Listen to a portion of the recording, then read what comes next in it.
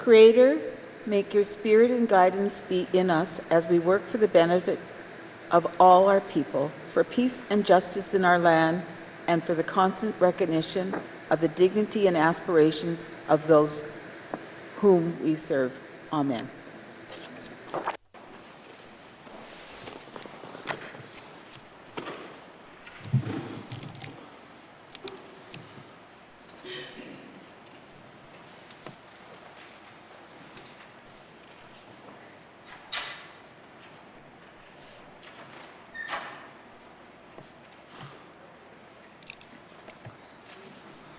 Member for Yellowknife Centre on a personal explanation. Mr. Speaker, I rise today to provide a personal explanation pursuant to Rule 1.8 brackets 1. Mr. Speaker, a copy of a letter addressed to me by the Native Women's Association was provided to the media. The letter is regarding my response to a question asked in this House on February the 23rd, 2022. The media reports on this matter have not quoted my response in full to this question. I believe this has resulted in me being misunderstood. Mr. Speaker, quoting from the February 23rd, 2022 Hansard, the question asked was, will the minister finally admit that we are in a mental health crisis here in the Northwest Territories after 2 years of this pandemic? Mr. Speaker, here is the whole of my response. Thank you, Madam Speaker. Madam Speaker, I recognize that the pandemic has been incredibly stressful for almost everyone. It has produced a lot of anxiety, depression, loneliness, especially for people who live on their own, like elders. And we have provided services throughout. The demand for services is uneven. At this point, we are able to keep up with the demand for services. And so I feel confident that we're not facing anything that we can't deal with. Thank you, Mr. Speaker. Thank you, Member for Yellowknife Centre. Minister statements. Minister responsible for infrastructure. Mr. Speaker, 74% of the electricity that powers homes, businesses, buildings in the Northwest Territories come from hydroelectricity. However, there's more we must do as a government and a territory. That is why the 2030 energy strategy, in the 2030 energy strategy, we committed to reducing greenhouse gas emissions from electricity generation in diesel-powered communities by an average of 25%. Mr. Speaker, one of the projects that will help us reach this objective is the N.W.T wind project. This project was the first in the Northwest Territories approved for funding under the Investing in Canada Infrastructure Program. The Government of Canada is committed $30 million to the project, and the N.W.T is committing $10 million. The N.W.T wind project is a key initiative with the 2030 energy strategy. Once operational, it will reduce greenhouse gas emissions by 6,000 tons annually and offset diesel consumption in N.W.T by 3 million litres per year. This will reduce diesel consumption in N.W.T, our largest diesel-powered community, by 30%. We are making significant progress on this project. Construction of the 6-kilometre access road to the High Point site, where the 3.5 megawatt wind turbine and battery storage system will be located, started in January. That work is progressing and is expected to be completed by August. Despite the recent flooding in Hay River, the wind turbine equipment is still on track to be sent by barge to N.W.T for installation later this summer. N.T Energy is working with Marine Transportation Services to get the turbine shipped safely to the Beaufort Delta. Right now, the construction schedule remains on track, and we will anticipate the project to be completed by the winter of 2023, barring any unexpected delays. Mr. Speaker, not only is this project critical to helping us meet our greenhouse gas emissions target and the objectives in the 2030 energy strategy, but as we emerge from 2 years of responding to the COVID-19 pandemic, infrastructure projects like N.W.T wind will aid the territory's economic recovery. Contract work flowing from this project during the construction phase will significantly benefit Gwich'in businesses, as the project is in the Gwich'in settlement area. Mr. Speaker, investment in alternative and renewable energy can reduce the territory's reliance on diesel. It is a priority of this government. It is good for the environment. It is good for the North as we adapt to our warming climate and try to realize the 2030 Energy Strategy's vision of providing Northwest Territories residents with secure, affordable, and reliable energy. Queen 90, Mr. Speaker. Thank you, Minister. Minister statements. Minister statements. Minister responsible for Environment and Natural Resources. Thank you, Mr. Speaker. Mr. Speaker, our environment is changing rapidly. Average temperature in the territories are rising up to 4 times faster than the rest of the world. Coastal erosion is already affecting communities, and melting permafrost is impacting infrastructure. We know that ice-free summers in the Arctic will become a reality in the future, and ice jams have caused large-scale flooding events in the N.W.T 2 years in a row. There are many factors that contribute to ice jam flooding, and climate change is affecting each of these factors in different ways. We will continue to see flood events in the future, and it is possible that they will occur more frequently or become more destructive with the effects of climate change. Climate change is real and action is needed now, and I'm proud to say that our government has taken action.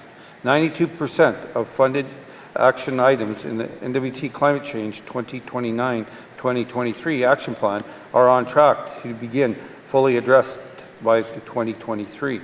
Last year alone, we invested $55.6 million to implement actions from the Climate Change Action Plan and the Energy Action Plan.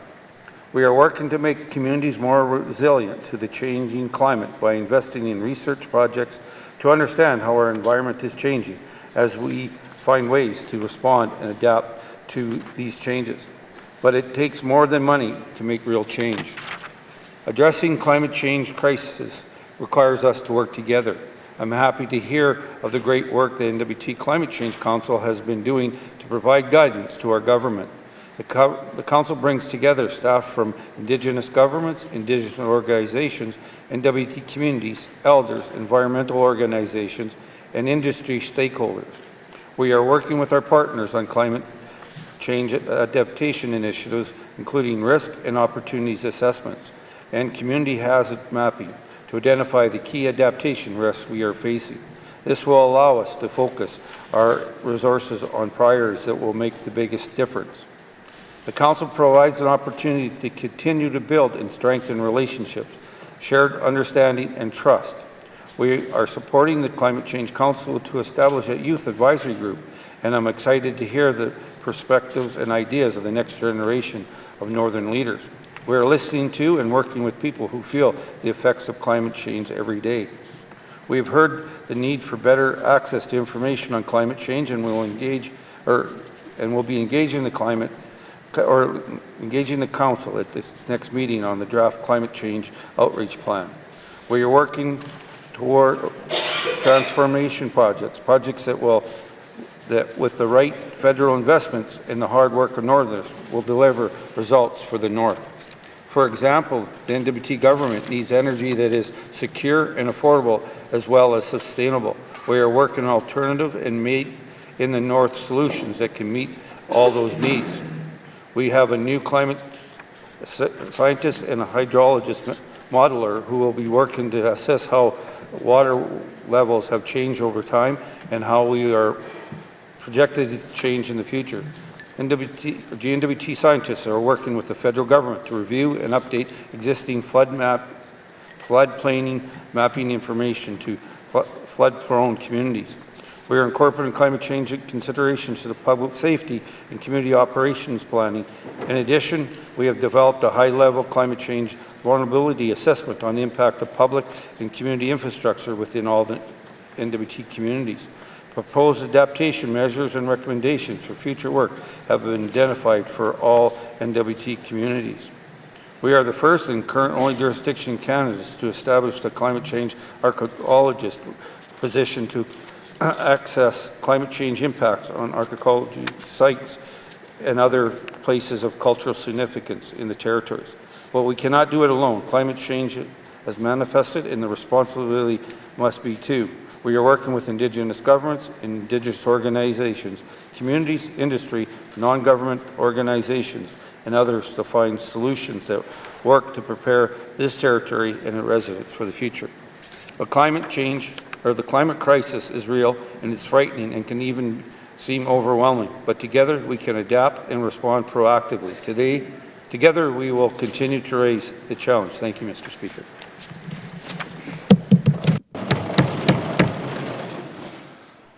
Thank you, Minister. Minister statements. Minister statements. Minister responsible for education, culture, and employment. Thank you, Mr. Speaker. Mr. Speaker, it gives me great pleasure to speak about our progress in establishing a polytechnic university in the Northwest Territories. The magnitude of this project was never something to be taken lightly, and we remain committed to completing work in the right order and at the right time.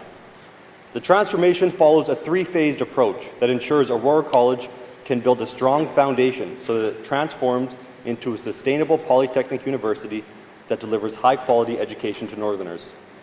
We are already seeing gains as we establish the building blocks for transformation and strengthen the college's programs.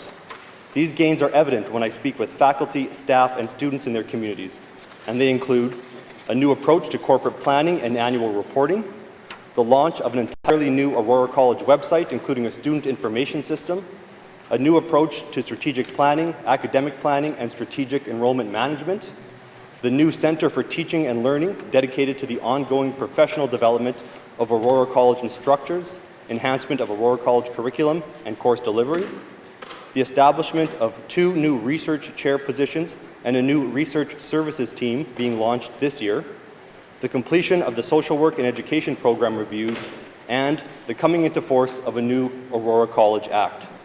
Moving into Phase 2, the relationship between the N.W.T and Aurora College is now evolving and will be marked by a new mandate for Aurora College.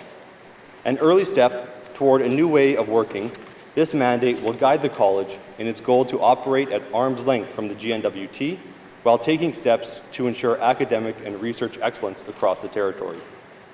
Another major milestone in Phase 2 of Aurora College's transformation is the completion of a Polytechnic University Facilities Master Plan.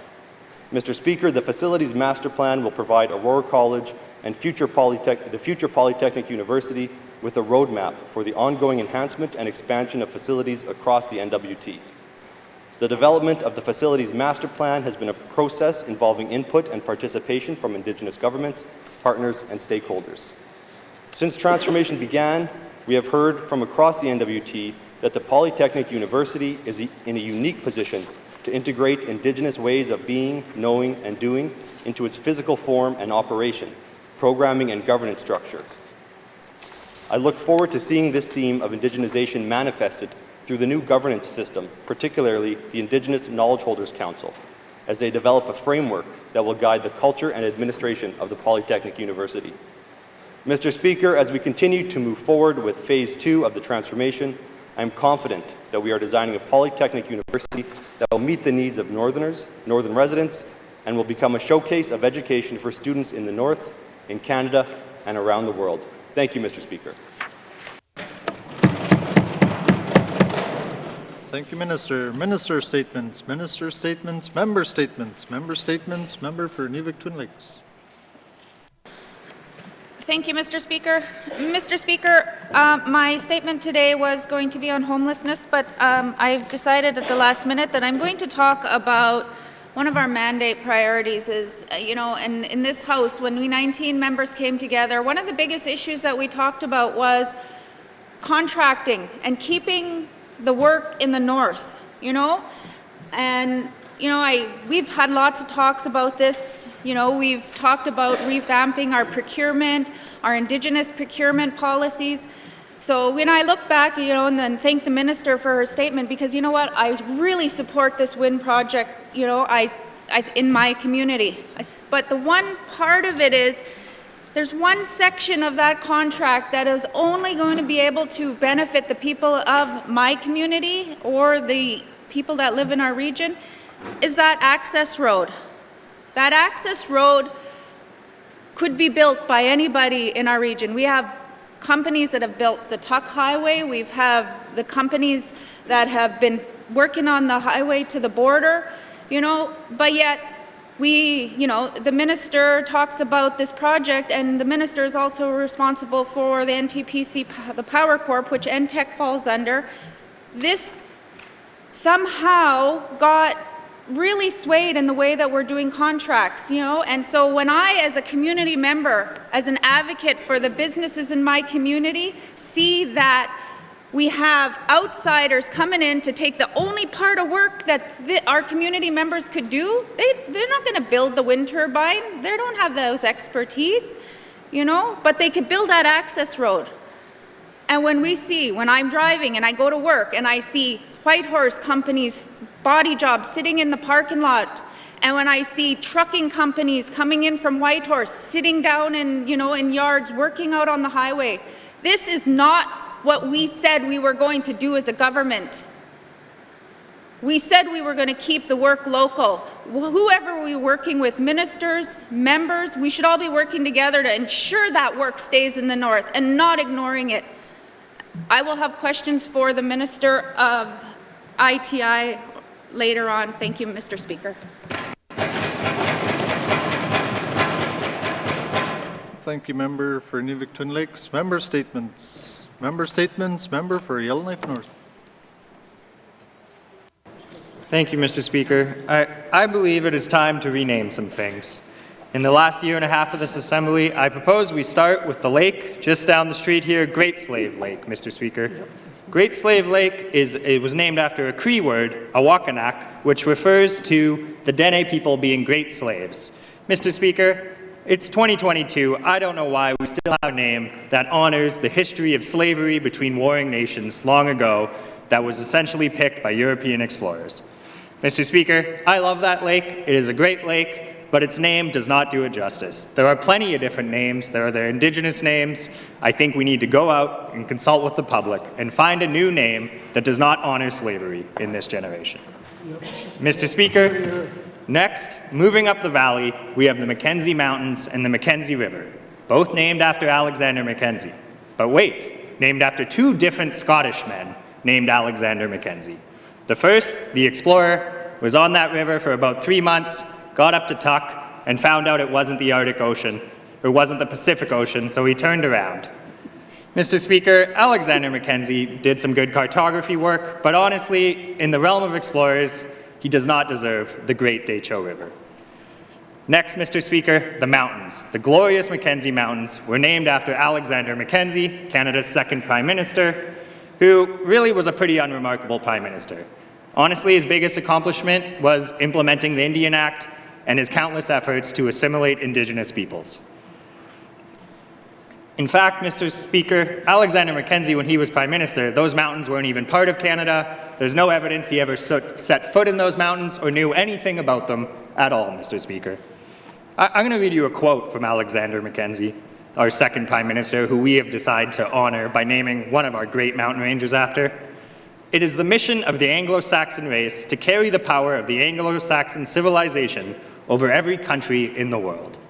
Now, Mr. Speaker, I recognize that many of our first Prime Ministers said ridiculously racist things like that and had white supremacist views. But I don't believe that in this day and age, we have any reason to honor him by naming the beautiful Mackenzie Mountains after him. Mr. Speaker, let's do our history, our culture, and our geography a favor and rename some things. I'll have questions for the Minister of Education, Culture, and Employment. Thank you.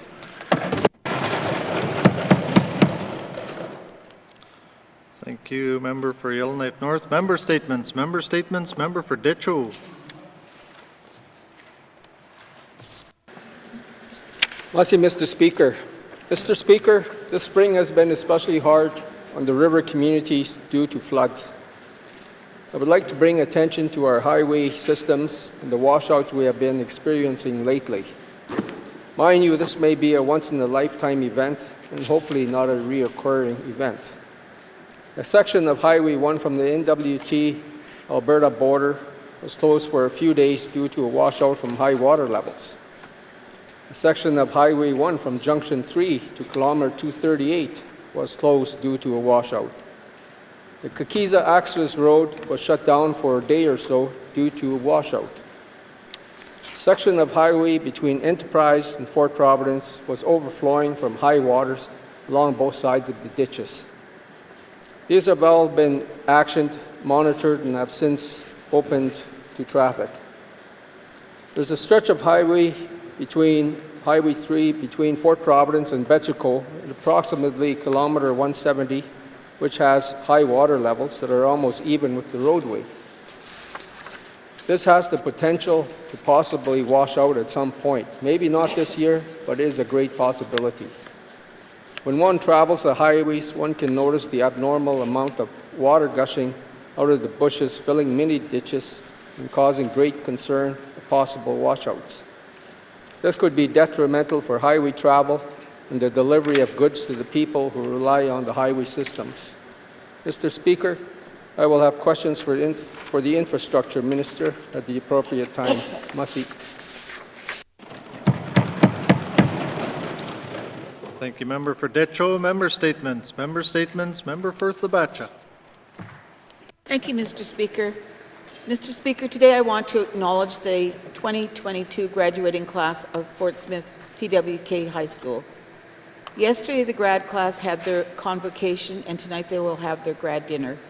I was unable to attend the grad ceremony as I'm here for session. However, I did send some remarks to be read at the ceremony on my behalf. On behalf of the community of Fort Smith, congratulations to all of this year's graduates for your hard work in reaching this point in your academic careers. I wish all students well in their future endeavors. In addition, Mr. Speaker, I want to recognize all the students who came to the Legislative Assembly for Youth Parliament 2 weeks ago. Particularly, I want to recognize the youth parliamentarian who represent the constituency of Thabacha and the community of Fort Smith, Naomi Reimer. Thank you for your participation in Youth Parliament. I was very happy to see Fort Smith well represented. Furthermore, Mr. Speaker, I would like to acknowledge the serious incident that took place in Fort Smith in March. I know that Fort Smith is still dealing with the traumatic events that took place during that time. I want to encourage all my constituents to please continue to support each other, but especially the grieving family who lost a loved one. I also want to acknowledge the multiple other deaths of other community members who have passed away from various sources over the past few months. Our community has experienced many losses in such a short time. So I want to acknowledge this and offer my support and condolences to all affected families and friends of people who passed away in recent months.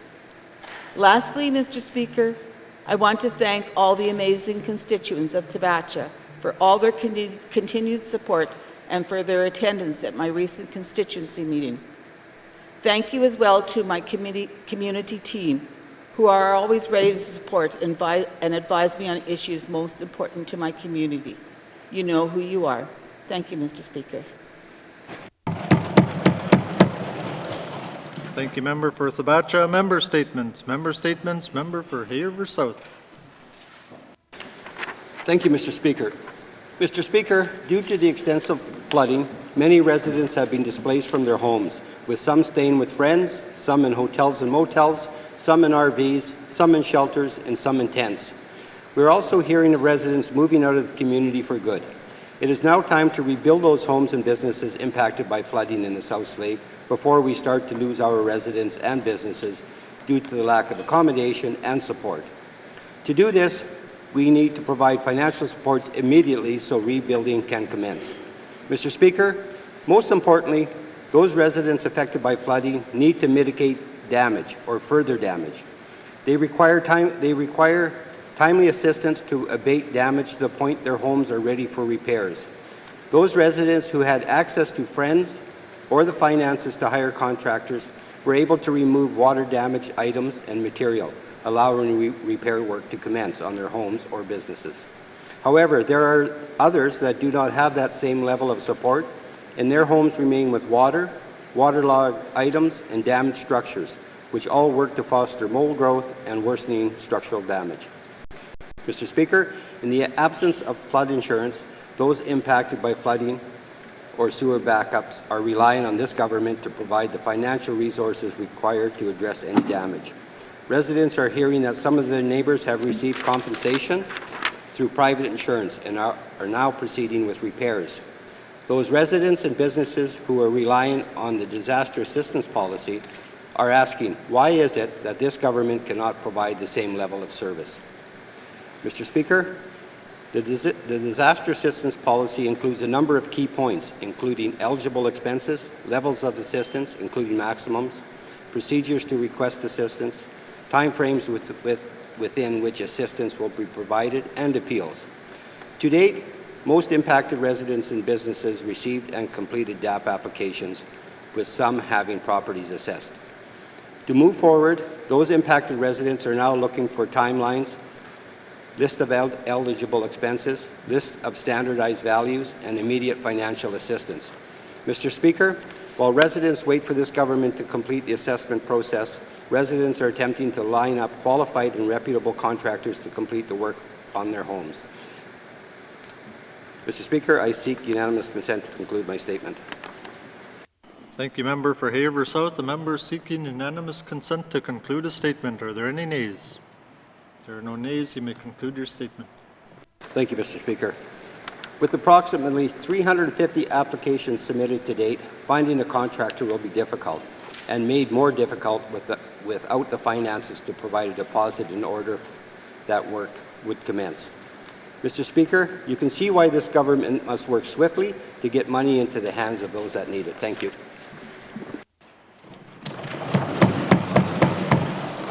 Thank you, Member for Haver South. Member statements. Member statements. Member for Mumfree. Thank you, Mr. Speaker. Mr. Speaker, I am concerned about over-policing and police brutality happening in the Klitschko communities. I have had many of my constituents step forward to share their negative experiences with the RCMP and the fear they have about their safety with the RCMP. Mr. Speaker, in the last year, some of these have been publicized by the media. However, these are just a few of those incidents that have been made public. Many are never made public or formal complaints have not been made. The current complaint process is burdensome, and for many Indigenous people, the complaint process is not accessible or culturally safe. Mr. Speaker, many Klitschko people are worried about their safety with the RCMP. They are afraid they will be wrongly accused or treated inhumanely.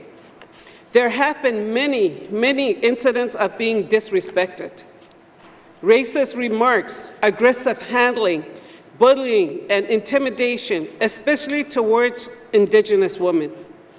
This is violence against Indigenous people, and it is totally unacceptable. Indigenous women face the threat of violence every day. The experiences of trauma and violence is connected to the legacy of colonizations and policies aimed at erasing Indigenous people and families. The RCMP needs to protect Indigenous women and not harm Indigenous women. Mr. Speaker, there is a long history of mistrust between Indigenous people and the RCMP. The RCMP must be respectful and build positive relationship with Klitschko people in the communities and all the Indigenous people in the territory.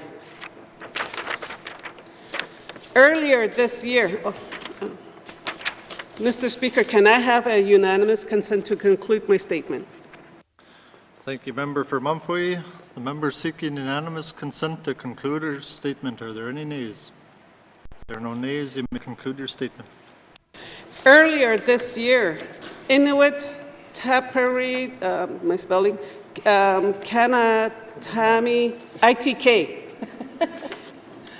shared a plan to change the relationship between Inuit people and the RCMP.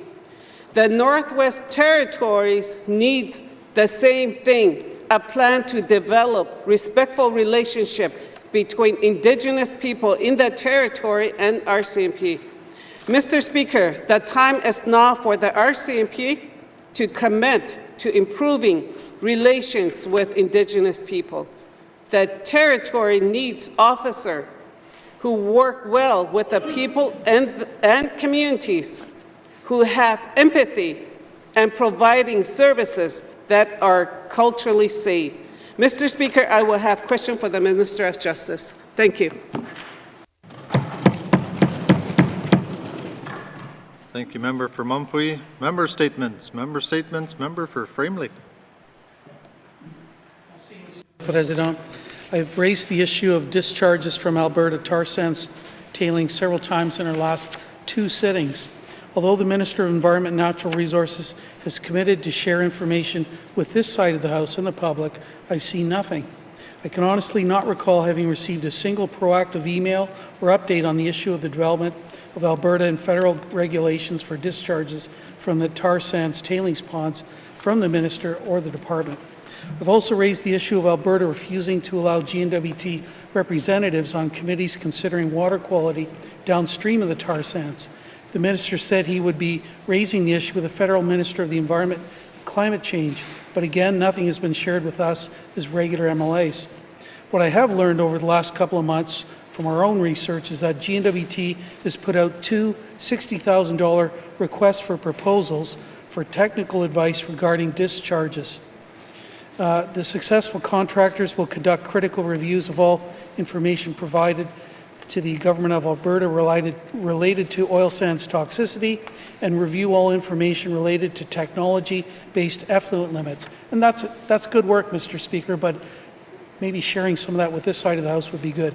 It's not clear whether or when our government may conduct its own modeling of impacts of discharges into the N.W.T. I'll have questions for the Minister of Environment and Natural Resources about what is going on with regard to tar sands, tailings ponds discharges, and when information will be shared with this side of the House and the public. Merci, Mr. Speaker. Thank you, Member for Frame Lake. Member statements. Member statements. Member for Cam Lake. Thank you, Mr. Speaker. Mr. Speaker, 1 in 6 Canadian couples experience infertility. The costs of fertility treatments are financially, emotionally, and physically exhaustive. Most companies' policies and initiatives focus on issues like duration of parental leave, post-leave integration, and work-life balance. While pregnancy and childbirth are highly visible and often celebrated, fertility challenges tend to be invisible, silent, and devastating. Some employers are working to walk the talk when it comes to diversity, equity, and inclusion, recognizing and supporting the diverse ways that families grow. Canadians are calling on infertility to be covered by health care given its status as a valid medical condition. And as a result, 7 Canadian provinces provide financial support to residents for fertility treatment. Nova Scotia and Manitoba offer a tax credit of up to 40% of treatment costs. New Brunswick has a one-time grant of $5,000, while in PEI, IVF grants run from $5,000 to $10,000 depending on family income.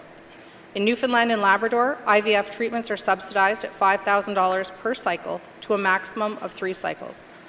These funds are intended to support travel as there is no IVF provider in the province. Quebec and Ontario both have programs that pay for 1 round of IVF treatment, and BC Liberals are currently proposing similar public funding.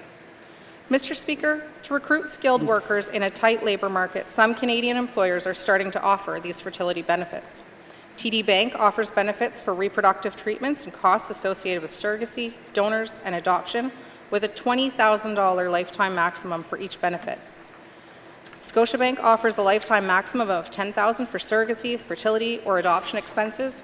CIBC offers a lifetime maximum of $15,000 for fertility and a separate lifetime maximum of $15,000 for surrogacy expenses. Mr. Speaker, even Starbucks offers a lifetime maximum of $30,000 to employees for family expansion. Yes, the cost of fertility treatments are financially burdensome, but in the world of health insurance, fertility benefits are not costly or risky to include because they are considered non-recurring health claims and employees are unlikely to spend money on fertility every year in the life of their life in perpetuity. When I started my research, I expected to find a growth strategy that would set the North apart. But, Mr. Speaker, it appears the North has already fallen behind in offering inclusive support for a chronic illness that speaks to the needs of Canadians. Mr. Speaker, I will have questions for the Ministers of Health and Social Services and Finance, and hopefully update our territory support for the diverse ways that families grow. Thank you, Mr. Speaker. Thank you, Member for Cam Lake. Member statements. Member statements. Member for Great Slave. Mr. Speaker. Thank you, Mr. Speaker. Mr. Speaker, I'd like to take today to express my thanks to the communities of Fort Simpson and Jean Marie River for my recent visit to the Decho to have a look at how things were shaping up ahead of the recent flooding. I wanted to thank the interim Grand Chief for the Decho, Stanley Sanguis, for taking time to speak with me, as well as the LKFN Chief, Kayleigh Antoine, and Chief Nolene Hardesty of Jean Marie River, who made her staff available for me. In addition, I'd also like to thank the municipal staff, Mayor Sean Welly of Fort Simpson, as well as the shelter operator Moaz, for allowing me to come and really have a look at the community and see where the flood recovery is at. Mr. Speaker, I'm quite concerned about over a year out from the floods in Fort Simpson last year that we don't have people back in their homes. We've spent $2 million on a sole source contract to a business in order to project manage and get these people back in. And I'm curious, Mr. Speaker, to know if there are penalties built into that contract for the fact that they have not delivered on time. I look at the homes, they're not suited for northern buildings, they have flat roofs, snow load on them will be a lot. In fact, water was pouring out of the corner of one of them when there hadn't been rain or snow for weeks prior to that. I'm very concerned that when we look at what's happening in Hay River, that we are going to be in the same situation there within the next year.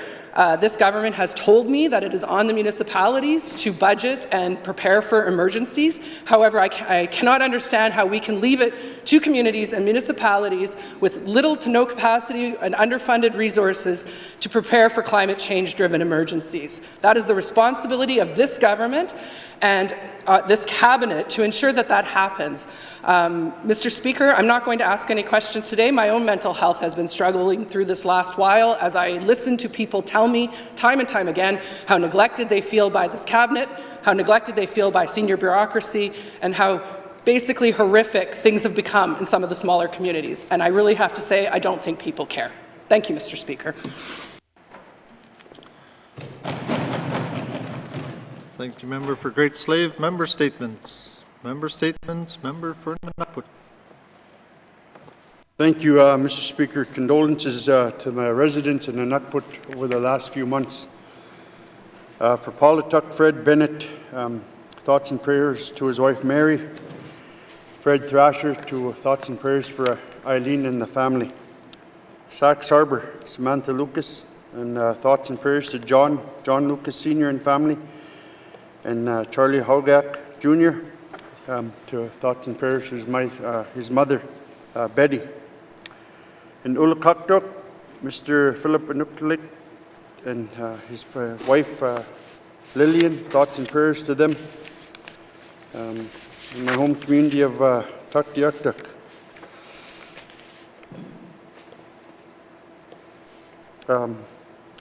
Thoughts and prayers for the community of Tuk. Passing Alina Kikwak, and thoughts and prayers to Francis and the family. Laverna Kikwak, thoughts and prayers to Stanley. Joshua Gruben, thoughts and prayers to Sharon and Justin and to Josh's family back home in Tuk, and the loss of my brother. Mr. Speaker,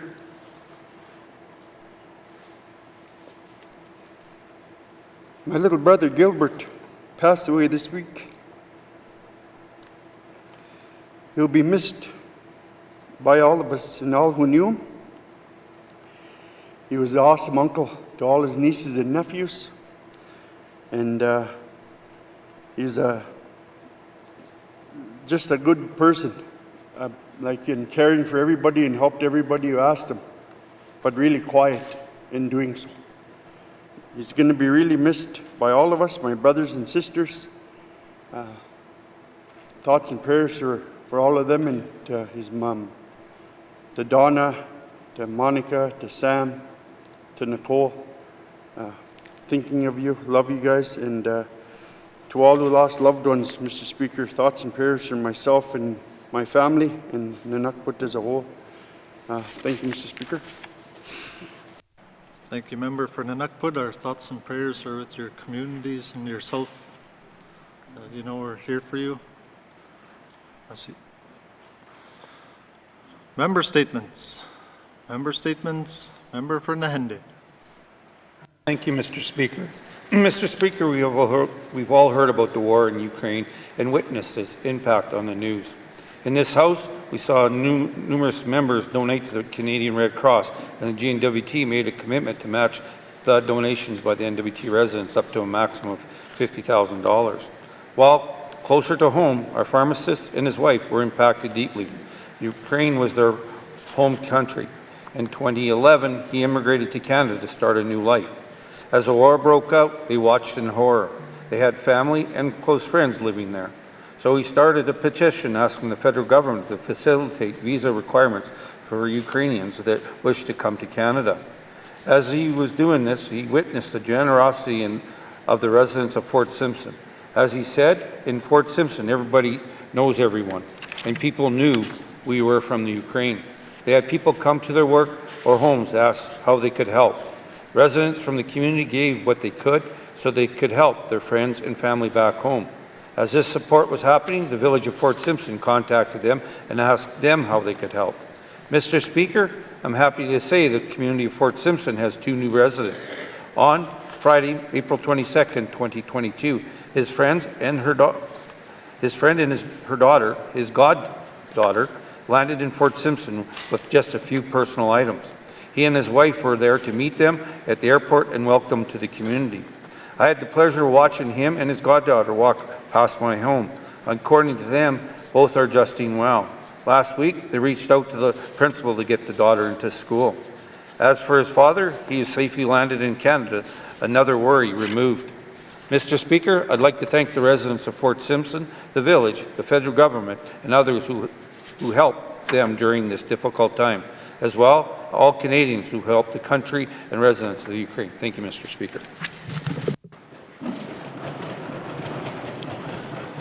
Thank you, Member for Nahende. Member statements. Member statements. Returns to oral questions. Returns to oral questions. Recognition of visitors in the gallery. Member for N.W.T. Mr. Speaker, I'd like to welcome my wife Jenny and my son Joseph into the House today. Thank you, Mr. Speaker.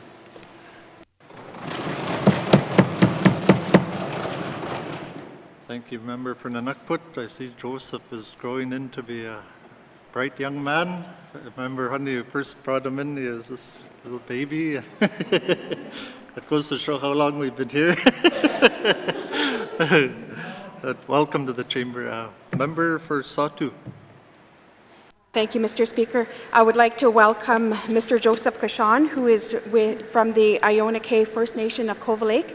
It's always nice to see leadership from our ridings in attendance. I'd just like to say thank you, Joseph Masi. Thank you, Mr. Speaker. Thank you, Member for Satu. Recognition of visitors in the gallery. Recognition of visitors in the gallery. Member for Yellowknife North. Thank you, Mr. Speaker. I'd just like to recognize, I believe they stepped out, but 2 of the pages who've been helping out this week from Yellowknife North, Asfa Ashad and Jaden's White. Thank you, Mr. Speaker.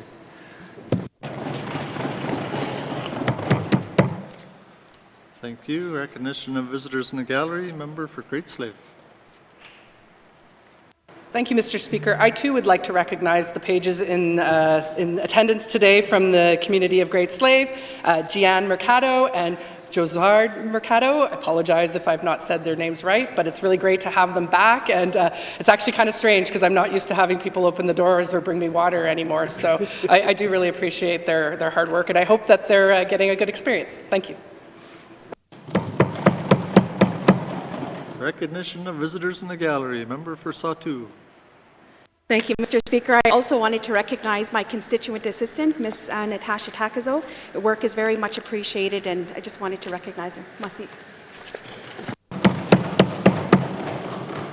Recognition of visitors in the gallery. If we have missed anyone in the gallery today, welcome to the chamber, and I hope you're enjoying the proceedings. It's always nice to have people out with us in the chamber. Merci. Acknowledgements. Acknowledgements. Oral questions. Member for Haver South. Thank you, Mr. Speaker. These questions are for the Minister of MACA. Mr. Speaker, last weekend I saw a convoy of Samaritan's Purse volunteers and equipment arrive in Hay River to assist those needing supports to abate flood damage. Prior to the arrival of Samaritan's Purse, the Hay River Métis Government Council, Hay River Old Timers Hockey Club, and many volunteers have been providing that assistance. Other than volunteers, can the Minister confirm what is being done to support abatement efforts for those properties impacted by flooding, and who is covering the cost? Thank you, Mr. Speaker. Thank you, Member for Haver South. Minister responsible for Municipal and Community Affairs. Thank you, Mr. Speaker. Mr. Speaker, we lined up 4 abatement companies to get in there into the community as soon as it was safely to do so. In regards to the cost, the N.W.T government is coordinating emergency work with, and the N.W.T will cover the cost for those who prefer to coordinate the work themselves. There's an opportunity to submit backup documentation and seek reimbursement for work through an eventual claim for disaster assistance. But if they use the 4 companies right now, that will be covered by the N.W.T. Thank you, Mr. Speaker. Thank you, Minister. Oral questions. Member for Haver South. Thank you, Mr. Speaker. Mr. Speaker, currently we have victims of the flooding in the South Slave using up their savings while waiting on this government to provide some temporary financial assistance. Can the Minister confirm what efforts are being made to assist those residents impacted by flooding with some temporary financial relief while they're waiting on assessments to be completed? Has this government identified funds to provide this assistance? Thank you, Mr. Speaker. Thank you, Member for Haver South. Minister responsible for MACA. Thank you, Mr. Speaker. Mr. Speaker, advance payments can be issued based on the detailed damage assessment. So, in other words, we ask the impacted residents to reach out to our pathfinders, register, then we get our assessors in there, and then we're able to do that. Then we work with the community members to make sure that they understand what we're doing. Then if they need to do it in advance, it takes 7 to 10 days to get it done. So we work with them on that there. Thank you, Mr. Speaker. Thank you, Minister. Oral questions. Member for Haver South. Thank you, Mr. Speaker. Mr. Speaker, the level of damage to homes and property varies from minimal water damage to the complete loss of one's home. Will the Minister confirm if the assessments in some way be prioritized to facilitate timely financial compensation to those most in need? Thank you. Thank you, Member for Haver South. Minister responsible for MACA. Thank you, Mr. Speaker.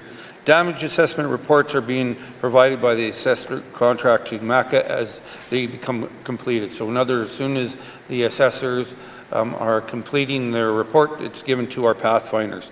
From that time, the damage assessors are at the home to the time the report's provided to the homeowners can take several weeks.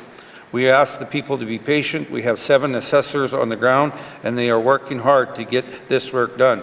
But we also want them to take the required time that they need to know throughout the assessment. So what we're trying to do is we're going as fast as we can. We are quicker than we learned from our last flood experience. We have assessors lined up. They're working with people as they register. We're meeting with them. We're explaining the process. So once the process is done, if they need advance, then we work on with them on that. Thank you, Mr. Speaker. Thank you, Minister. Final supplementary. Member for Haver South. Thank you, Mr. Speaker. Mr. Speaker, victims of flooding are wanting to know what will be covered under DAP and if there are restrictions on who they can use as contractors. Can the Minister confirm when residents will expect to see a standardized list of items with values and approved contractors? Thank you. Thank you, Member for Haver South. Minister responsible for MACA. you, and I thank the member for that question. So the first part is in regards to the standardized list. Last year, we developed a standardized list. We provided that to the people that were impacted. Then we put a value to it. This year, we have that standardized list, but because of inflation, we want to make sure that that's more current information. We should have that information available early next week, and Pathfinders and to the insurance companies, to the MLAs, and to the assessors as well. So we'll have that information available. In regards to contractors, should an individual wish to use a contractor, that's their choice. We have the abatement companies, those four there, like I talked about, but there may be other abatement companies out there available for people can use, as well as for contractors for work and that. We encourage them to, if they have somebody they want to use them and not there. One of the comments in the member's statement was, you know, there's people in their homes that are not doing that. We're telling people to get in there, get the work done. You know, if they need to hire contractors, work there. But, you know, make sure you register, keep pictures, and keep track of the time you're put into repairing their homes or businesses. Thank you, Mr. Speaker. Thank you, Minister. Oral questions. Member for Decho.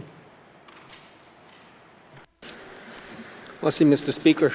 Mr. Speaker, my questions for the Infrastructure Minister related to my member's statement on highway washouts. Can the Minister explain the extent of the damage and the type of repairs completed at the washout locations in order for traffic to flow through? Merci. Thank you, Member for Decho. Minister responsible for infrastructure. Thank you, Mr. Speaker. We have experienced unprecedented water levels on multiple sections of our highways. Highway 1, Highway 2, Highway 3, and 5 all have been impacted. On Highway 5, we've had a washout to the bridge approach at Preble Creek and closed the highway briefly to repair. On Highway 1, we saw high water levels breaching the road surface in multiple areas. Kilometer 56, we reduced the highway to one lane, installed multiple pumps to move water to the other side of the highway. Kilometer 84, Escarpment Creek. CN were pumping water over the rail bed and it impacted our highway. We again pumped the water over the highway to be able to bring that water level down. At kilometer 236 to 238, our road surface began to deteriorate and we dug 2 trenches to reduce the water level and protect the integrity of the highway. We also experienced washout at this section and installed Bailey Bridge to allow us to reopen that highway. On the Kikisa axis, we replaced a culvert and plan to install an additional culvert this year. Thank you, Mr. Speaker. Thank you, Minister. Oral questions. Member for Decho. Merci, Mr. Speaker, and merci to the Minister for that the response. Can the Minister let us know if these sections will require major repairs to ensure proper width and compaction? Merci.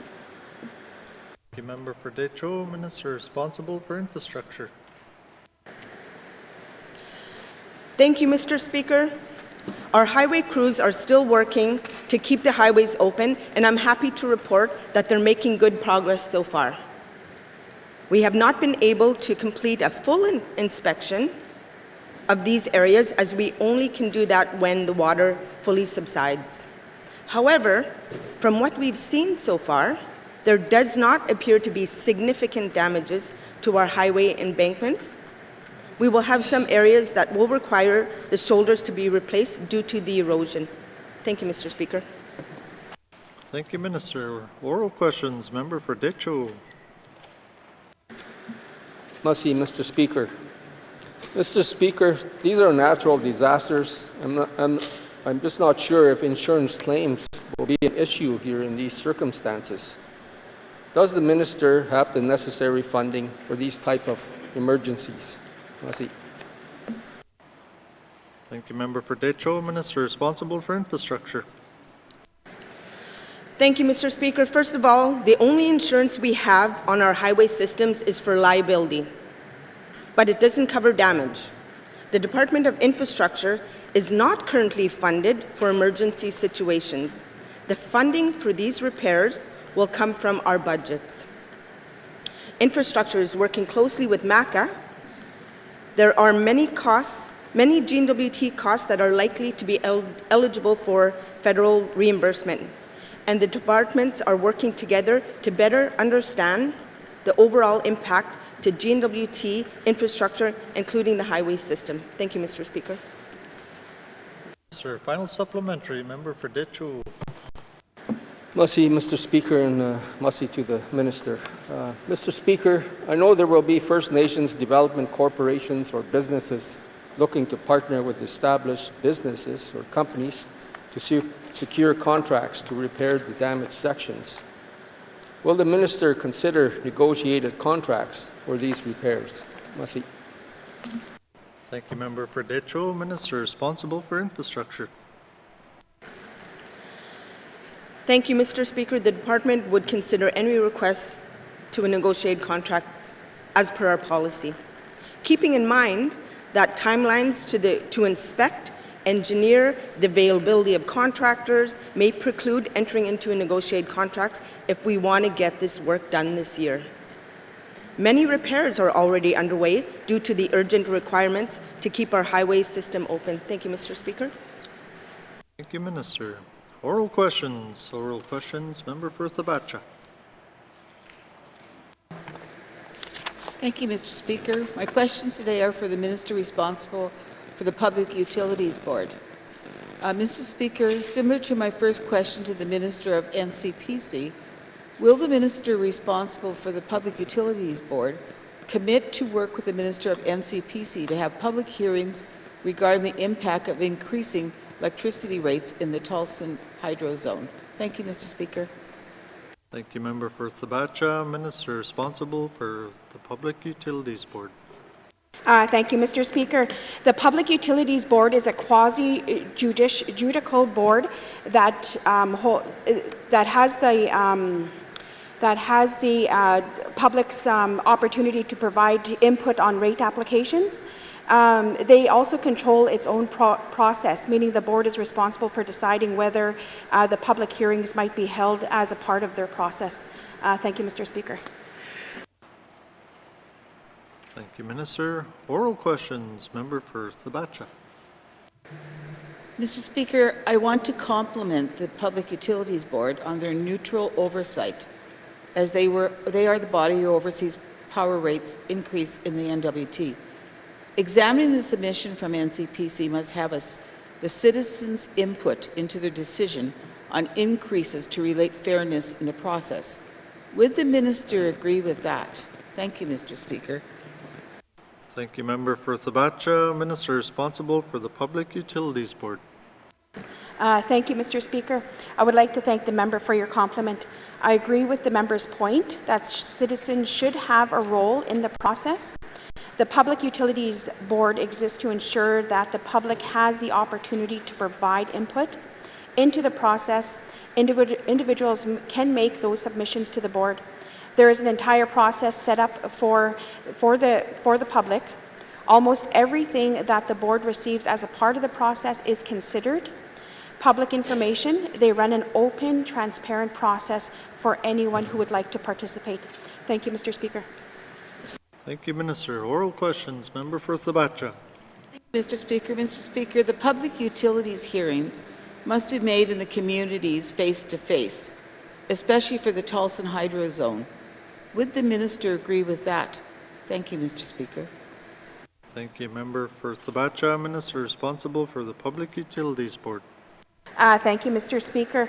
I want to emphasize that the Public Utilities Board is an independent agency here in the Northwest Territories, but it's not for me as the Minister to direct the board as to where they should hold public hearings. The board is responsible for making those decisions.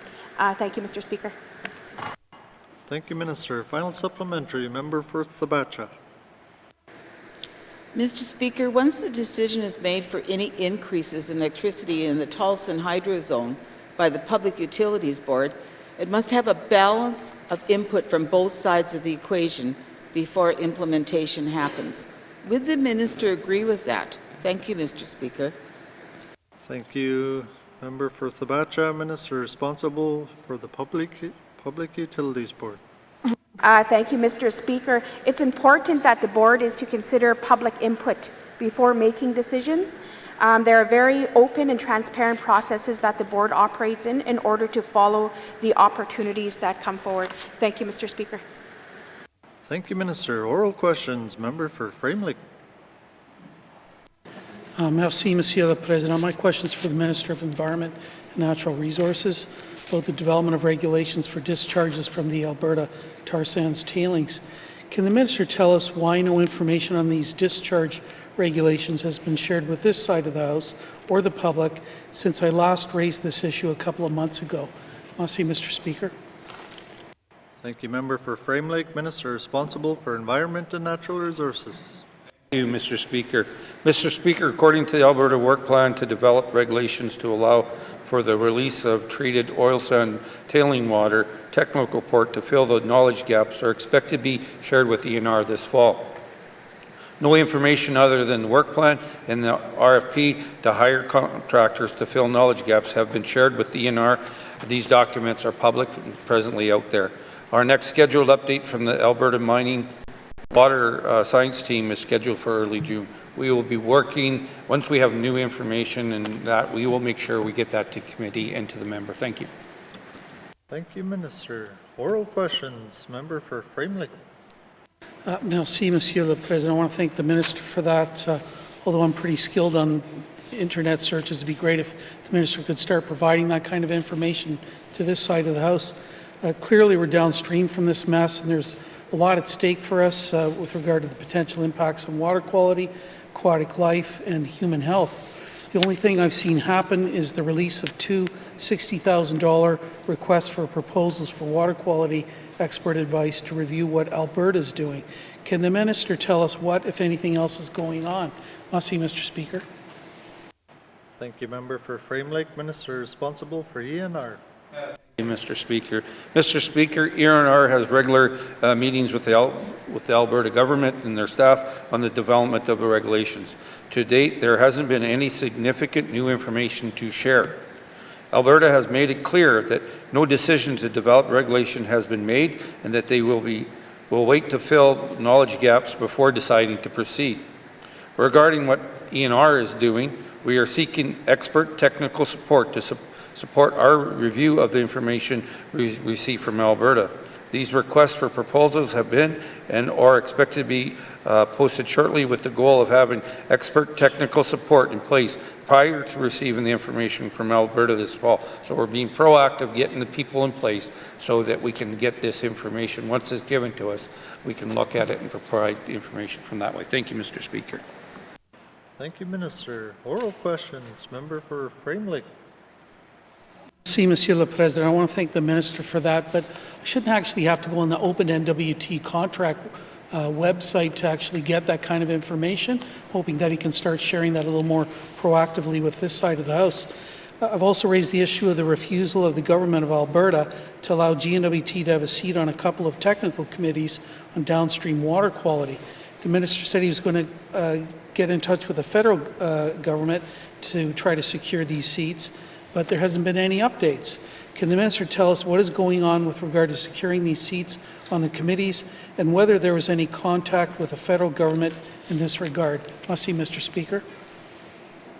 Thank you, Member for Framelik. Minister responsible for Environment and Natural Resources. Mr. Speaker. Mr. Speaker, previously I spoke in this House saying that we reached out to the Federal Minister of Environment and Climate Change Canada. To date, we have not received a response from him. So to give an update saying that we're getting more information, we're not getting any information. The member asked for getting, well, we need to update committee. We can update committee once we have information to provide. He talks about the website. We have other issues and other challenges, and we're more than willing to share information once we have concurrent and important information there. To address our interest, the Government of Alberta has agreed presently to have monthly meetings with the Deputy Minister and Assistant Deputy Minister level to share information about committee and decisions that are being made. So right now we're still trying to work on getting those seats there. We reached out to the federal government. We haven't got a response there. But in the meantime, our department with our Deputy Minister and Assistant Deputy Minister, we're having those communications with Alberta. Thank you, Mr. Speaker. Thank you, Minister. Final supplementary, member for Frame Lake.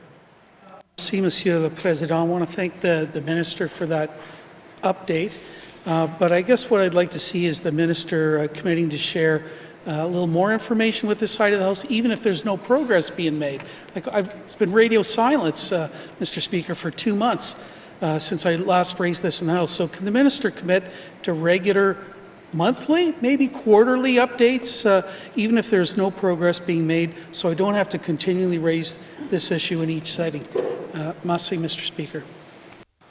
Thank you, member for Frame Lake. Minister responsible for ENR. Thank you, Mr. Speaker. Mr. Speaker, as I've stated previously, we receive additional information about the knowledge gap and Alberta's plan to develop regulations. I will share it with the MLAs. To be clear, no discharge of the tailing water is allowed from the oil sands at this time, and no decision has been made by the Government of Alberta to proceed regulations to release oil sands tailing water. The N.W.T understands and shares the concerns of Indigenous governments, Indigenous organizations, N.W.T residents, and MLAs on the potential release of oil sand tailing waters and continue to bring their concerns forward to Canada and Alberta. If the member wants to get monthly updates, we can't do that right now. We can provide information. Should the member or any other member wish to get updates on a monthly basis, come see me and we'll provide that information, even if it's no response. But we've got a little bit of other issues that we're dealing with right now, and I apologize if we're not being as timely as we can with the response back to the committee. Thank you, Mr. Speaker. Thank you, Minister.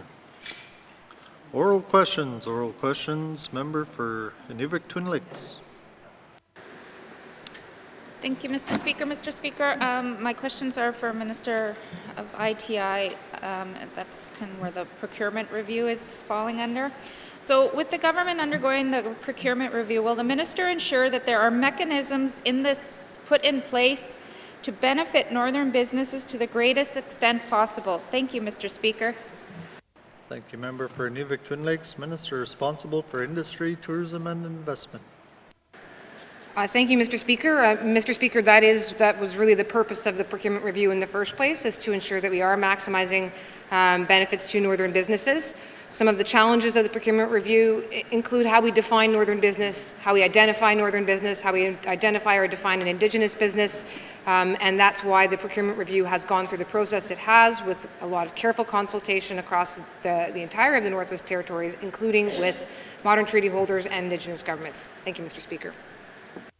Thank you, Minister. Oral questions. Member for Inuvik Twin Lakes.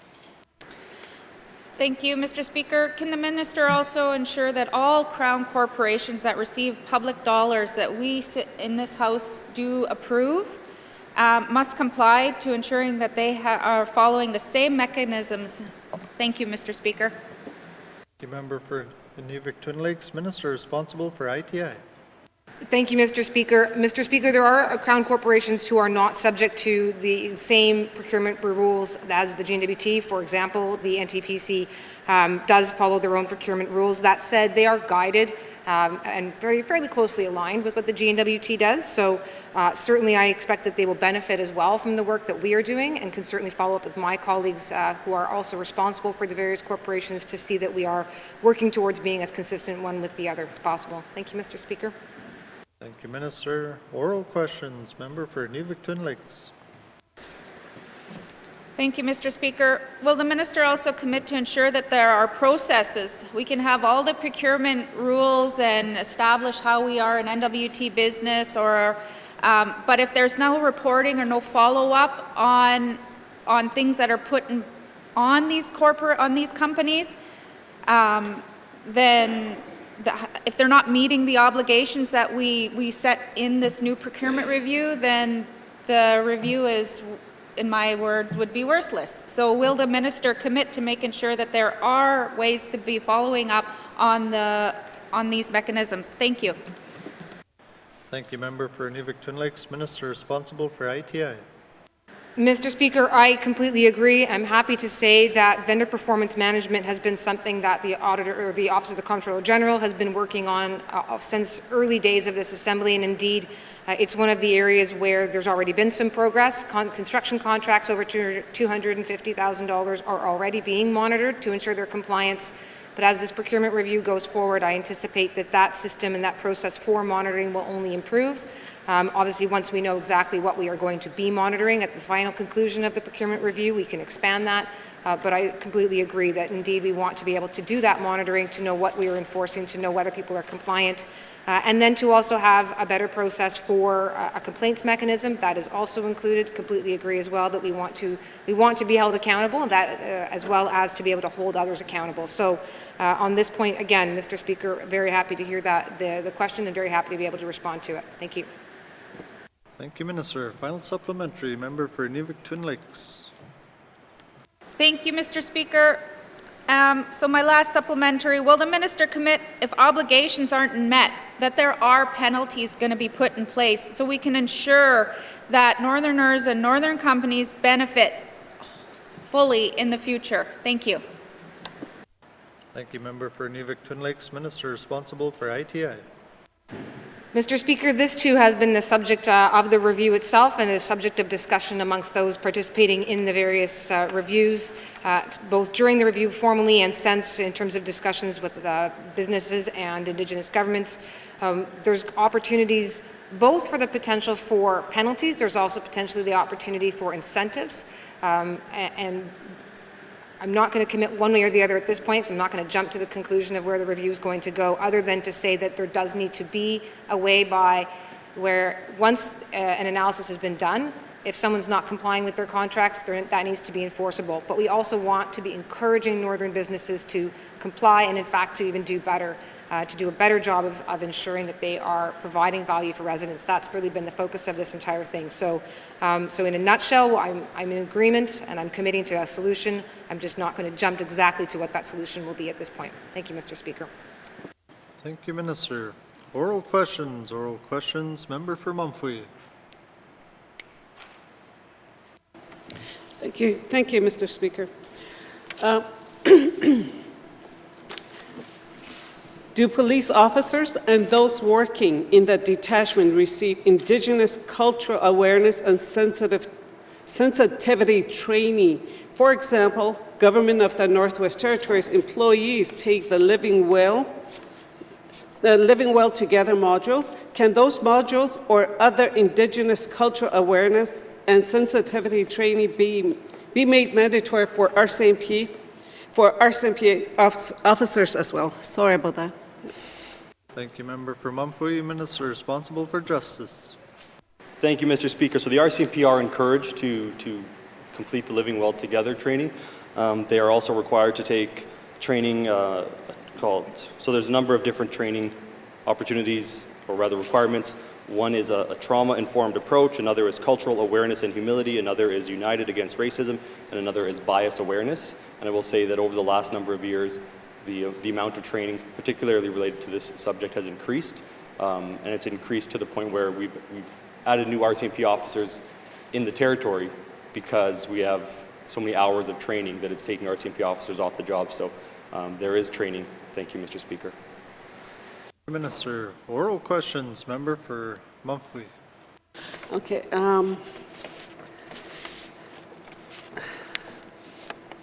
Has the Department of Justice started working on a plan similar to that with when I meant to say pronunciation, not spelling, so I will do it again.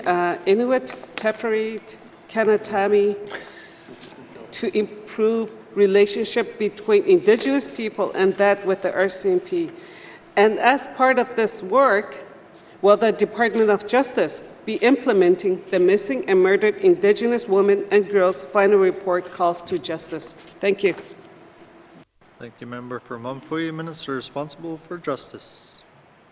Thank you, Mr. Speaker. So here in the Northwest Territories, the Dene Nation and the RCMP have begun working together. They started a pilot project close to a year ago now, I believe, and it's a one-year pilot, but that is an effort for some Indigenous leaders as well as RCMP members to come together and work together to address some of these issues that the member is talking about. The federal government, the Prime Minister and the Minister of Public Safety have tasked the RCMP to accelerate their reform with a focus on the MMIWG calls for justice as well as the TRC calls to action. I provide policing priorities to the RCMP as well, and they are based on those documents as well. Thank you, Mr. Speaker. Thank you, Minister. Oral questions. Member for Mumphy. Thank you. To ensure the safety of Indigenous people and those of police officers, are body cameras worn on police officers? If not, how come? And I know they don't have body camera, but then, can those be made mandatory? Thank you, Member for Mumphy. Minister responsible for justice. Thank you, Mr. Speaker. I know in N.W.T. They started wearing body cameras maybe a year ago, a couple of years ago, and they have been testing them out in cold weather to see how they work. It's my understanding that at some point body cameras will likely roll out for RCMP across the country, and so at that point, then it would be mandatory. There are a number of things we have to work out. The technical issues, the storage, or as in the data storage, and so there's some things that need to be put in place, very expensive things before we can start doing that, but I expect that at some point in the future that will be happening in the territory. Thank you. Thank you, Minister. Oral questions. Member for Mumphy. Final supplementary. Thank you. And I know there are a lot of people that wants to know about this too as well, so can the Minister explain to us what kind of de-escalation training do RCMP officers receive? Thank you. Thank you, Member for Mumphy. Minister responsible for justice. Thank you, Mr. Speaker. Without a heads up, no, I can't detail the type of de-escalation training that RCMP officers receive, but the Commissioner of the RCMP did receive a new mandate letter today from the Minister of Public Safety, and in there was comments about reviewing that type of de-escalation training to make sure that it is actually appropriate and doing what it is supposed to be doing. But I will provide the member with a written follow-up regarding the de-escalation training. Thank you. Minister, oral questions. Member for Yellowknife North. Thank you, Mr. Speaker. In my member statement today, I spoke about renaming places, and the first one I'd like to ask about is our Heritage Centre, which I believe is timely, as the Prince of Wales, who I'm named after, was just recently visiting it. And Mr. Speaker, I think it's long overdue that we rename this place, and I just don't really believe there's much connection to the Prince of Wales and our history and culture. And as a bit of a side note, I note the Welsh independence movement is gaining steam, so maybe one day there won't even be a Prince of Wales, and we'll just be forced to rename it. So my question for the Minister is, are there any plans or an update on renaming the museum? Perhaps he got to ask old Chucky Boy there whether we could take his name off of it while he was here. Thank you, Mr. Speaker. Thank you, Member for Yellowknife North. Minister responsible for education, culture, and employment. Thank you, Mr. Speaker. We can do what we want with government-owned infrastructure when it comes to naming. We don't have to ask anyone's permission. We pay the bills. We can name buildings what we want to name them. Any change in name would be tied to some sort of a retrofit of the building, some other changes. There are plans to look at how we can perhaps fund the museum differently. We're working on a revenue study. We expect some renovations which are required for the building, and so any changes would be part and parcel of that. But I foresee that in the not too distant future we'll likely be having this conversation about the name once these other elements start rolling. Thank you. Thank you, Minister. Oral questions. Member for Yellowknife North.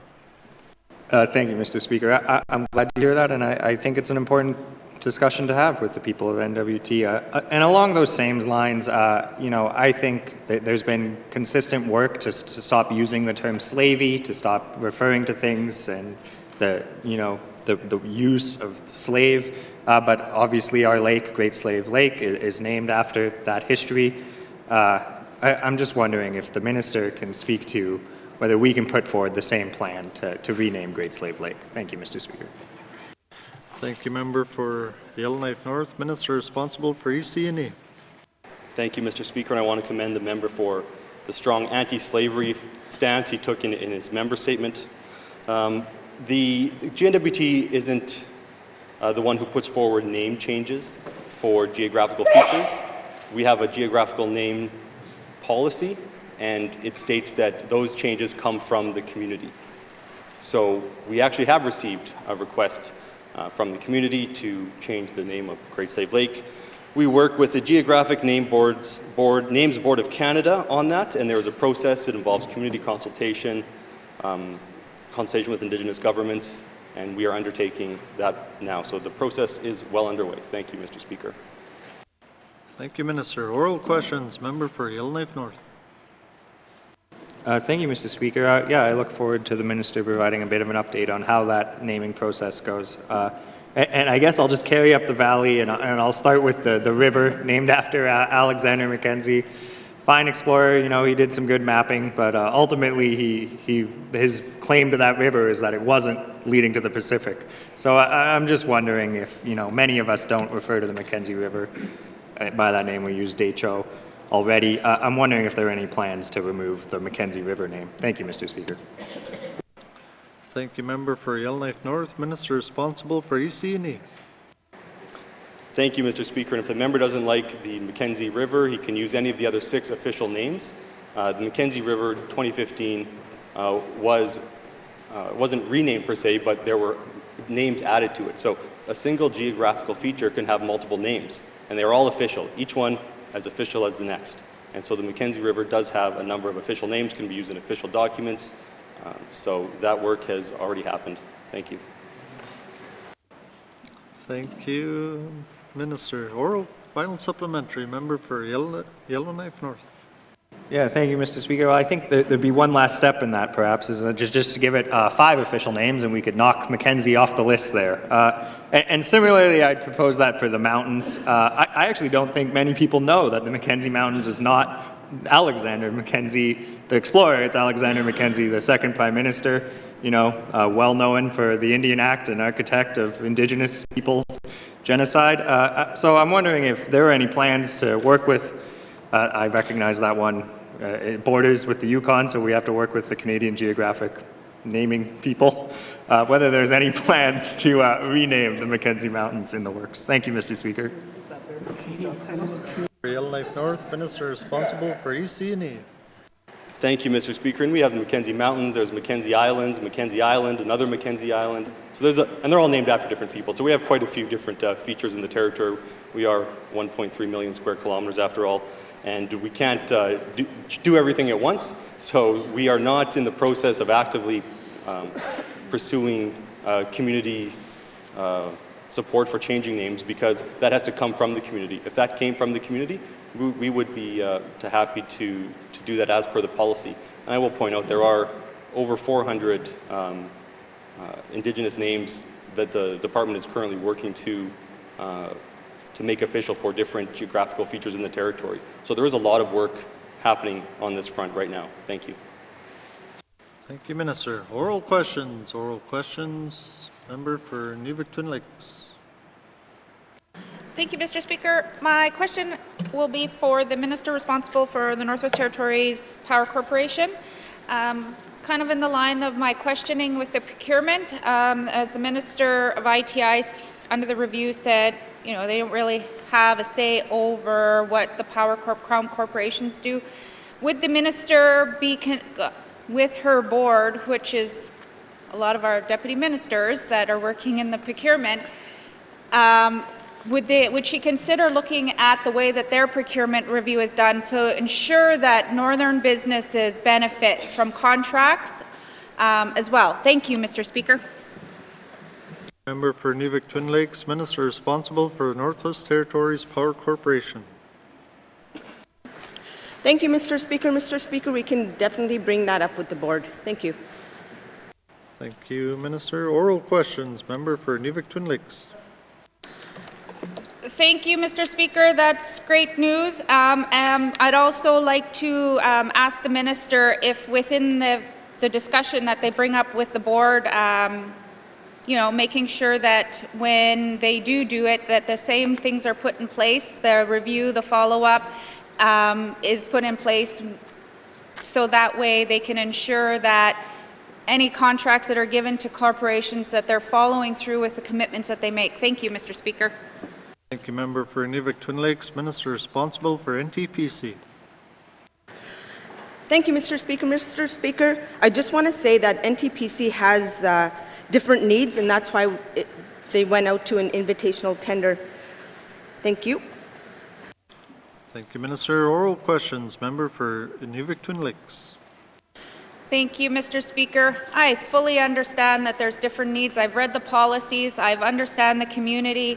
I know that there's corporations that are companies that are in the region that probably could have got the job done months ago when it was first, but that is why I'm asking for this review to be done, because there are things in place within Power Corp, within the Power Corp, within the Housing Corporation, that we have locals that can do these jobs, and we need to ensure as a government that we are putting those things in place, whether they're Crown corporations. These are public dollars given to us. We approve them in our budgets. Will this minister commit to making sure that there's mechanisms put in place so Northerners benefit? Thank you. Thank you, Member for Nivik-Twin Lakes. Minister responsible for NTPC. Thank you, Mr. Speaker. Mr. Speaker, we can look at the results of the procurement and perhaps review and adjust as necessary. Thank you. Thank you, Minister. Final supplementary. Member for Nivik-Twin Lakes. Thank you. And one last request, I would ask that the same penalties be put in place if they don't follow obligations. Would the minister be considering that as well, or bring that to her board when they put it under consideration? Thank you. Thank you, Member for Nivik-Twin Lakes. Minister responsible for NTPC. Thank you, Mr. Speaker. Mr. Speaker, yes, we can bring that to the board. Thanks. Thank you, Minister. Oral questions. Oral questions. Member for Kamloops. Thank you, Mr. Speaker. Mr. Speaker, my questions today are for the Minister of Health and Social Services. Given infertility is designated as a chronic illness, does the N.W.T intend to recognize it as a medical condition and offer financial supports to residents? Thank you. Thank you, Member for Kamloops. Minister responsible for Health and Social Services.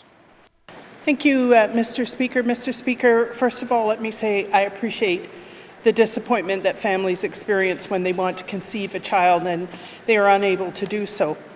The N.W.T provides services to treat underlying medical conditions that cause infertility, both diagnose and cause infertility. This is part of our insured health services, and that would include medical examinations to determine the reasons for infertility, as well as treatment and surgery to correct physiological and anatomical causes of infertility. When it comes to IVF, in vitro fertilization, this is not an insured service in the N.W.T, and there are currently no plans to include it as an insured service in the N.W.T. Thank you. Thank you, Minister. Oral questions. Member for Kamloops. Thank you very much, Mr. Speaker. Mr. Speaker, I have to apologize to the Minister because I'm going to ask a question that I did not provide in advance, just in relation to what she said. So the pieces of treatment that are covered, will medical travel pay for any medical travel associated to access those services? Because a lot of those services aren't available in the territory. Thank you. Thank you, Member for Kamloops. Minister responsible for Health and Social Services. Yeah, thank you, Mr. Speaker. This would go through the normal referral process of the patient going to a general practitioner, that potentially leading to a more specialized investigation, and if a diagnosis is provided that requires treatment out of territory, that is an insured service, then that would be part of the regular medical travel program, where I'm sure the member is familiar with the criteria for providing medical escorts. So if we're talking about two different things here. We're talking about infertility as a medical condition, and we're talking about in vitro fertilization. Thank you. Thank you, Minister. Oral questions. Member for Kamloops. Thank you very much, Mr. Speaker. Mr. Speaker, my next question for the Minister is Health and Social Services doing any work right now to explore expanding the financial supports for fertility treatment that they do provide to N.W.T residents? Thank you. Thank you, Member for Kamloops. Minister responsible for Health and Social Services. Yeah, thank you, Mr. Speaker. We are not exploring any of those options. Thank you. Thank you, Minister. Final supplementary. Member for Kamloops. Thank you very much, Mr. Speaker. Mr. Speaker, like Newfoundland, the N.W.T does not offer fertility treatment in its own jurisdictions, and the travel for this can be quite expensive. And I know that the Minister did reference working with a specialist, getting approval from a specialist, and traveling south. But there seems to be a bit of some gray area between what some see as being a chronic illness and what some see as being an elective process. And so it means that not everything is covered and not everybody has access to medical travel. And so is the Government of the Northwest Territories Health and Social Services willing to explore financial grants that cover travel costs for people like the province of Newfoundland has done in order to support families in their quest for family expansion? Thank you. Thank you, Member for Kamloops. Minister responsible for Health and Social Services. Yeah, thank you, Mr. Speaker. Mr. Speaker, this would be, I think, decided on a case-by-case basis, depending on the diagnosis received from the physician and what follow-up steps are required. And if this is part of our insured health services, then there's the potential for access to medical travel. I'm not familiar in any detail with what Newfoundland and PEI offers, so I'm unable to make that comparison. Thank you. Thank you, Minister. Oral questions. Oral questions. Member for Haver South. Thank you, Mr. Speaker. Mr. Speaker, these questions are for the Minister of MACA. I've got a concern that, with the extent of damage in Hay River, we're going to see an influx of contractors. I suspect that a lot of them are going to be reputable and qualified, but we're going to have some fly-by-nights, and I can see that costing us additional money at the end of the day. So I'd ask the Minister, who is vetting contractors, or are we going to be vetting contractors to avoid the fly-by-nights? Thank you. Thank you, Member for Haver South. Minister responsible for MACA. Thank you, Mr. Speaker. Mr. Speaker, quick answer is no. We're hoping the contractors that people look at are reputable, but the contractors that we have in place, the assessors and the abatement crews, they're reputable. These are companies that we know that are working there. We encourage the residents that are being impacted, if they are going to get contractors there, make sure that these people are reputable moving forward. I can tell you that in the experience from my experience last year, a lot of the contractors that were used were all reputable businesses in the Northwest Territories. Thank you, Mr. Speaker. Thank you, Minister. Oral questions. Member for Haver South. Thank you, Mr. Speaker. Mr. Speaker, I just want to go back to timelines because, that's a big concern for people is that they've got their applications in.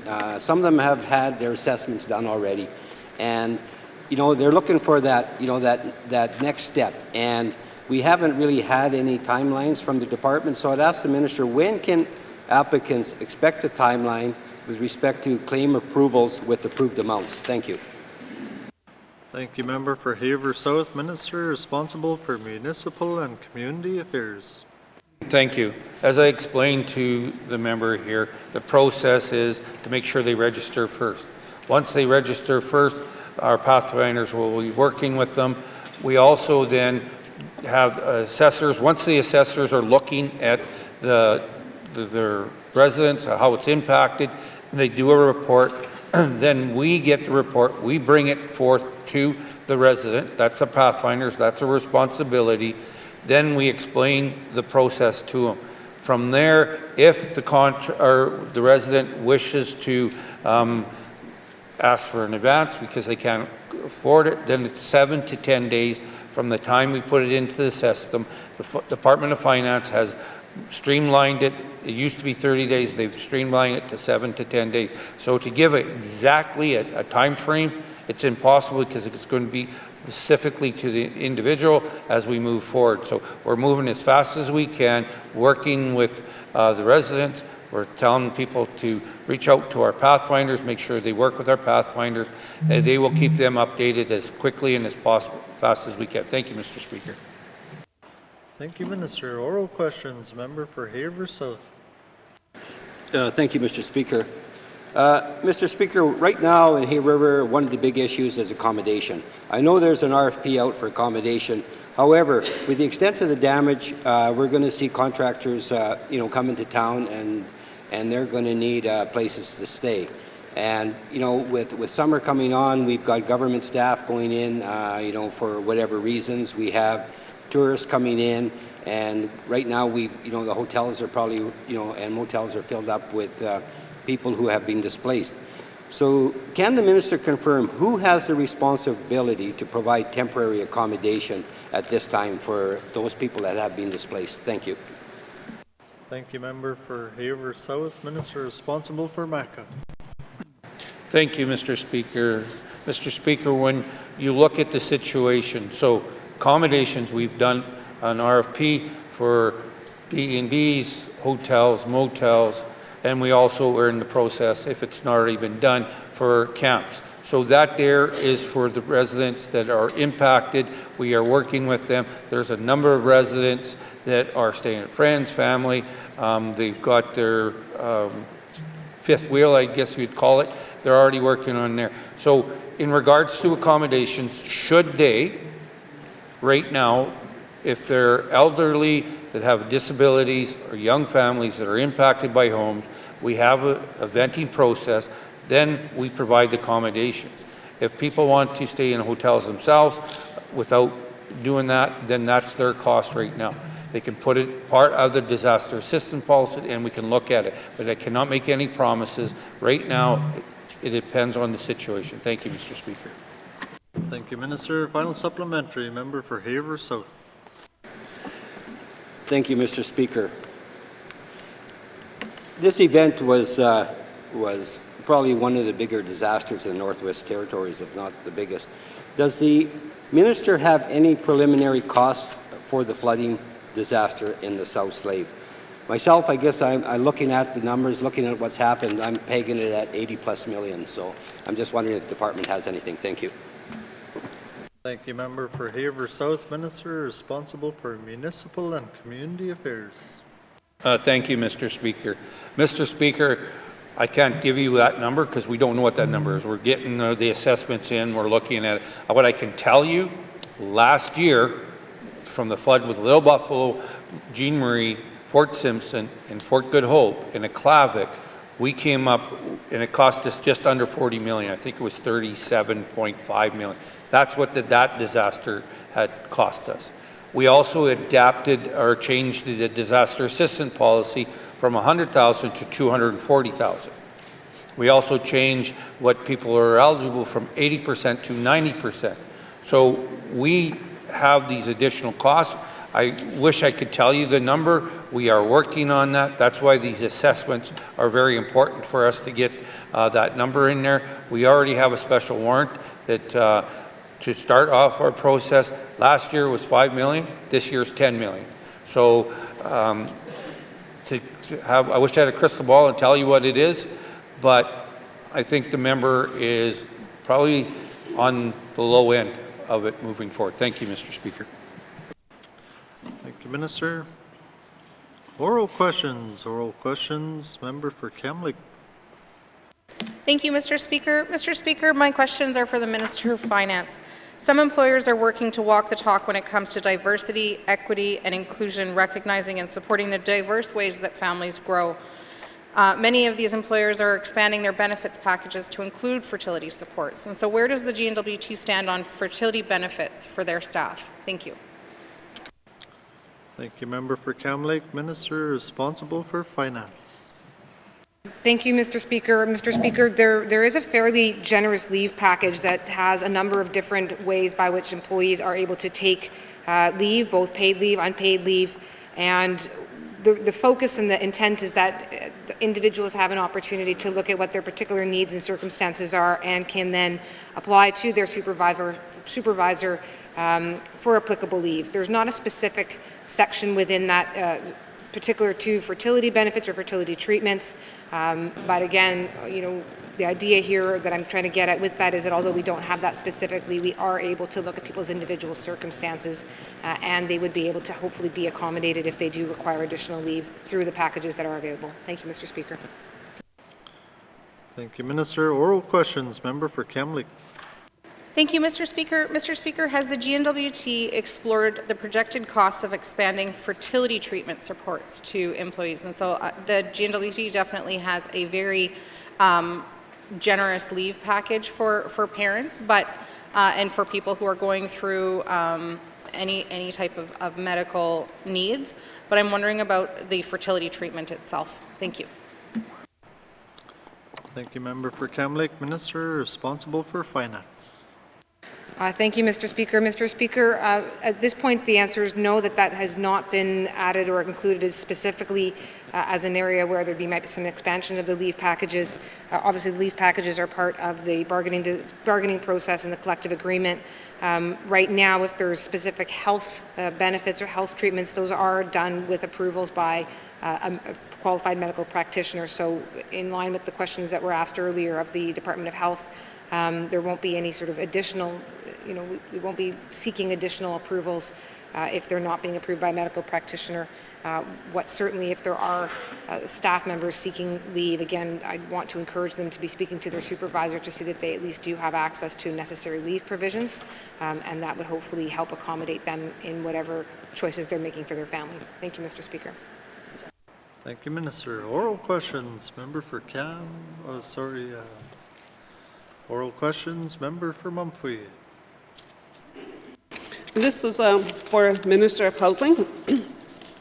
Can the Minister of Housing provide an update on how many units, public units, are renovated? Because I know in Betcheko alone, in Klitschko region, I'm talking about Klitschko region, but in Betcheko we have, for this past fiscal year, 22 units were supposed to be renovated. They are in great need of renovations, and I do not see any contractors in those units.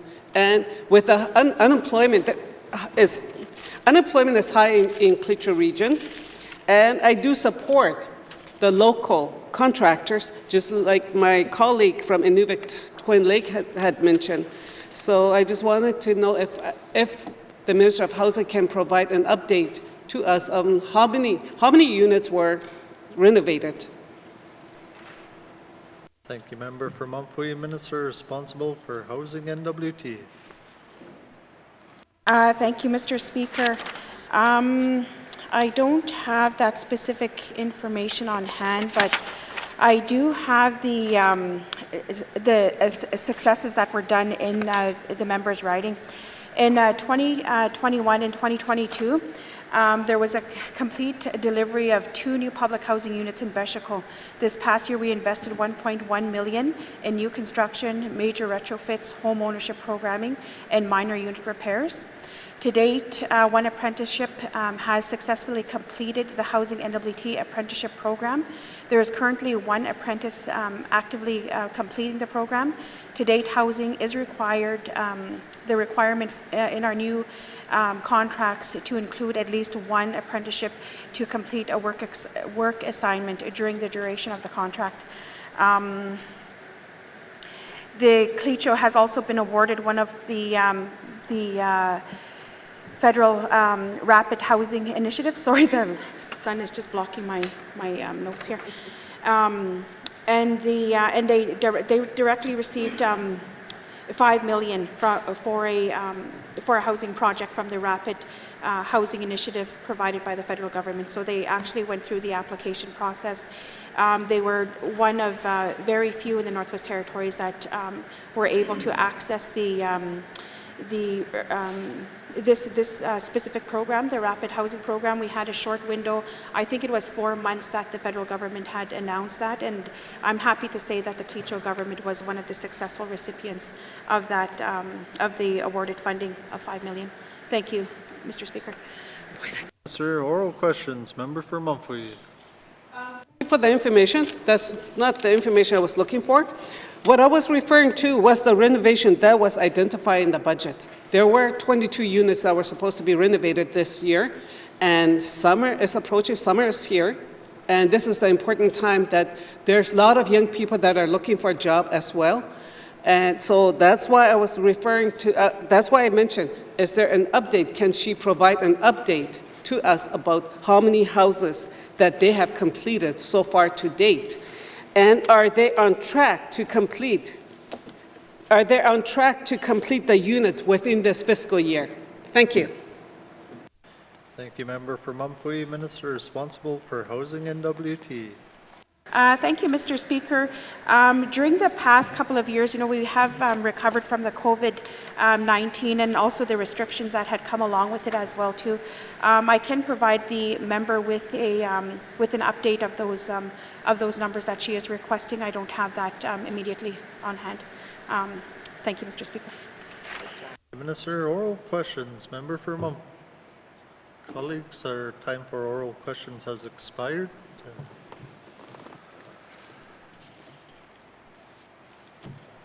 Written questions. Written questions.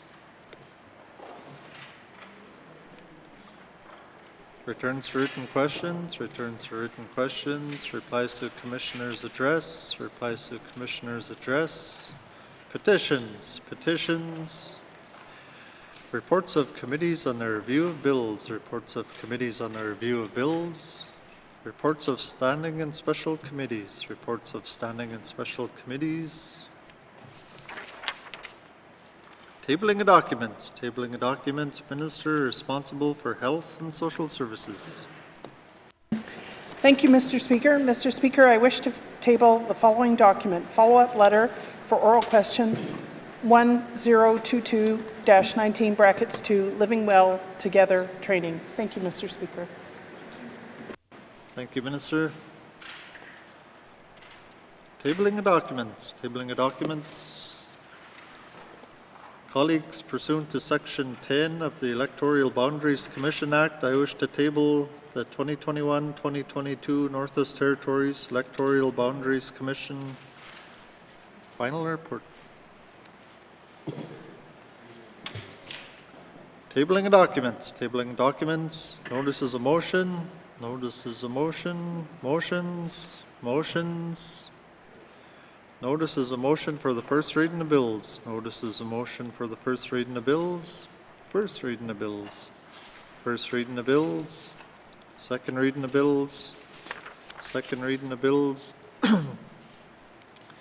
Consideration and Committee of the Whole of Bills and Other Matters, Bill 23, 29, and Committee Report 27-19 brackets 2, with Member for N.W.T Lake signature.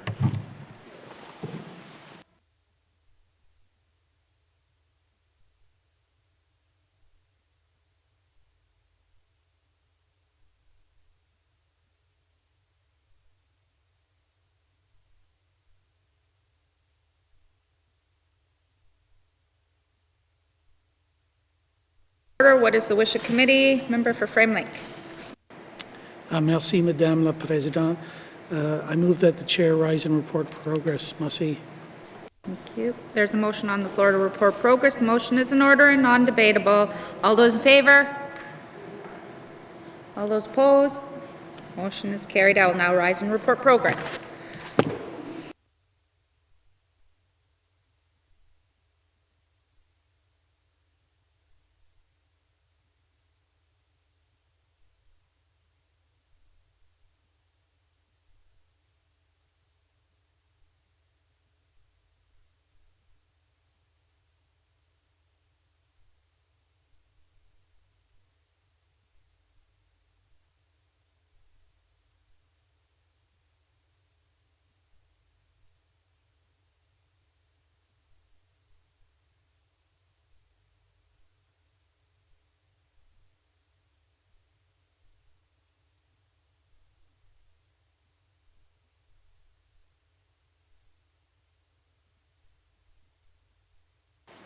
May I please have the report of Committee of the Whole, Member for N.W.T Lakes.